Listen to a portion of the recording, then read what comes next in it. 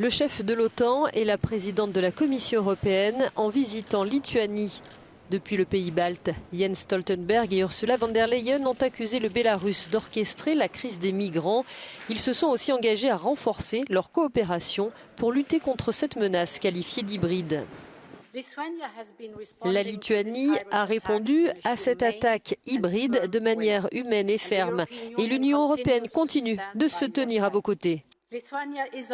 La Lituanie bénéficie déjà d'une aide d'urgence de 37 millions d'euros.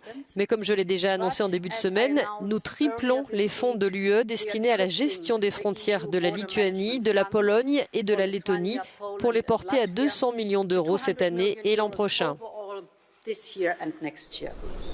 Elle a précisé que cette somme serait consacrée aux véhicules de patrouille et à la surveillance électronique, y compris les drones. Tout comme en Pologne, les frontières lituaniennes et lettonnes sont également sous tension et au cœur de la bataille diplomatique avec Minsk. Le secrétaire général de l'OTAN s'est également montré offensif.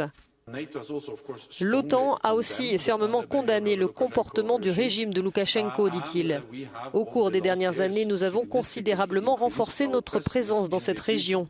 Pour la première fois de notre histoire, nous avons des groupements tactiques prêts au combat dans la région balte, dont un en Lettonie et un en Lituanie. En Lituanie, des migrants sont emprisonnés dans l'attente de l'étude de leur demande d'asile. Des milliers de personnes, pour la plupart originaires du Moyen-Orient, ont traversé ou tenté de traverser ces derniers mois la frontière bélarusse pour entrer dans l'UE, que ce soit en Pologne, en Lettonie ou en Lituanie.